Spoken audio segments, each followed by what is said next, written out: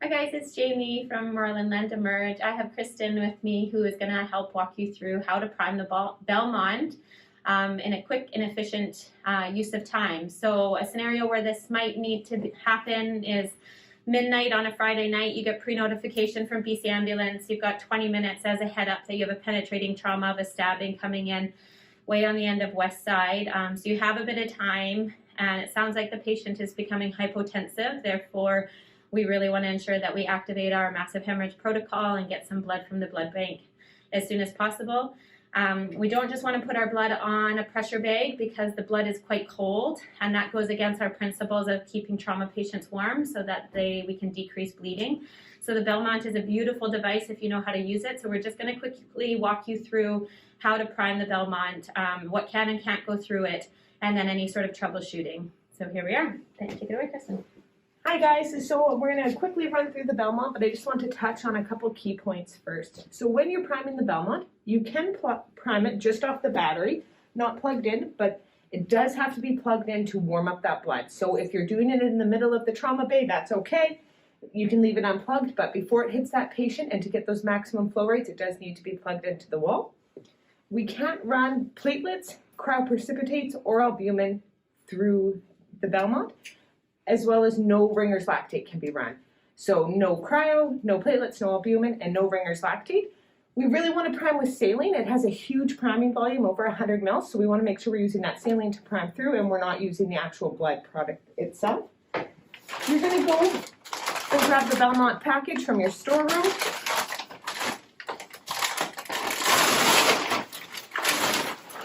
It's going to look like this when you come and grab it. The big thing to remember with the Belmont is that all these connections come loose. So you do need to go ahead and tighten them up on all connections. And that's because this cylinder can be changed out. We don't do that here at Royal Inland, but you could put a 3-liter canister in here as well. So I'm going to go through, make sure they're all tightened.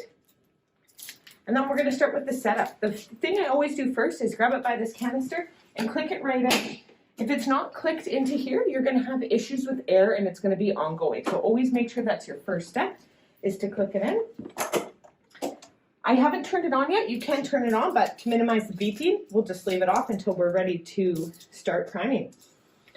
You can see here there's red tubing and blue tubing. There's a red arrow that's going to point to keep in track with the red line. That red arrow is always out facing you and pointing up. I always put in the center ring first. And then we just follow the tubing track. This, as you can see, there's a little insert for the tubing. We're just going to push it in and feed the tubing right through all the way around. Now, this is a part that I find trips people up quite a bit. When you get over to the blue side, I'm just going to, as you can see here, I have a little bit of a twist in my tubing. That's okay. I'm just going to pull my canister right back out and give it a spin. And now my tubing's a bit more in line. This blue piece with the arrow sits on top of here, not underneath. So you want to make sure that you're feeding it in. You can see here it's created some kinks in my tubing. Again, that's okay. We'll just adjust the canister in here. There we go. So we're going to close the door. We've got all of our tubing in line. If you get a little bit of resistance, just pull it open, check your tubing tracks. Don't get too worried. We can see if we can get everything back in line. Another issue that sometimes happens with this Belmont is if it's slid down on the pole, you won't be able to close the door. So that's easy to adjust. On the back side here, there's this black clamp. Just make sure you have a really good hold on the Belmont. You pull it forward and you can move the whole Belmont up and down the pole just like you would one of your IV poles. So when you close it, it is very utilitarian, so you do need to really push it closed. Now we're ready to go and turn it on. On the back side here, there's just a simple red toggle switch. We'll flip it on. And you'll just get these loading messages that say Belmont, and it's going to tell you what to do. So if you're ever unsure, just go back and read the words on the screen, collect fluid bags, unclamp lines, and press prime to begin. So we are going to connect our bags. You only need to put one on. These don't all have to have saline on them. We can just connect onto one. But I have closed my clamps on my other lines that aren't connected to the bag. As you can see, it immediately starts to fill a little bit. On the top here, I just want to point out that this is an air release valve. So it feeds any of this extra air out straight through the top. So we don't have to worry about getting extra air out of bags or about air sneaking in through here. It's always going to feed out the top. Now we're going to hit this prime button right on top of the screen. And you can see that it's going to count down 100 mils and it's going to automatically stop.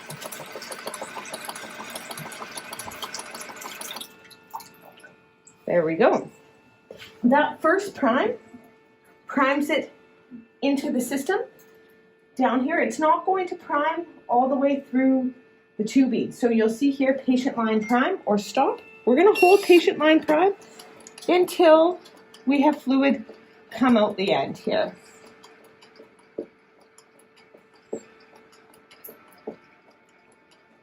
There we go.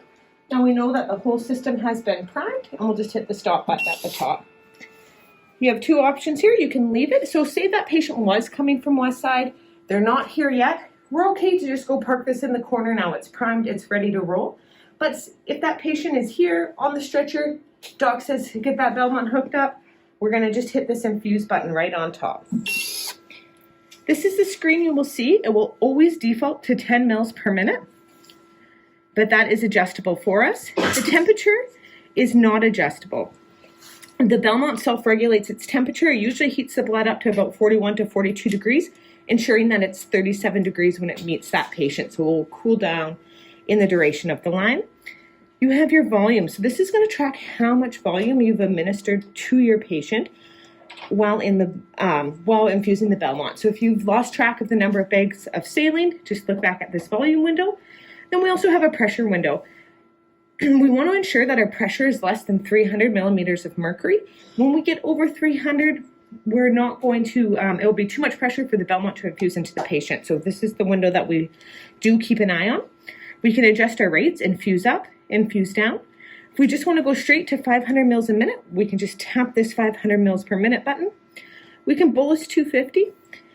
This recirc button, just ignore. It's a recirculation feature that we do not use here in Interior Health, so we can ignore that altogether. We're going to start this patient off. And I usually don't jump right to 500 mils per minute because I just want to see how my pressures are going to look as I'm testing that site and getting the infusion going. When your resuscitation is complete and you're ready to actually unload the set, it's pretty straightforward. You can just open up this door and you'll see here that this black valve is over to the side and your tubing's actually stuck there. So on the top of the screen, it will say hold to open valve. And I'm just going to hold it in and pull that tubing out of that slot. And you can see it automatically closed after I let go of the button. So watch your fingers, make sure they're out of the way before you release it, and then you can just pull the rest of your set. You're going to want to make sure that you've closed all your clamps because the minute you pull it out of here, it's going to start draining. So just be aware, close your clamps, and then you're ready to go for your next patient.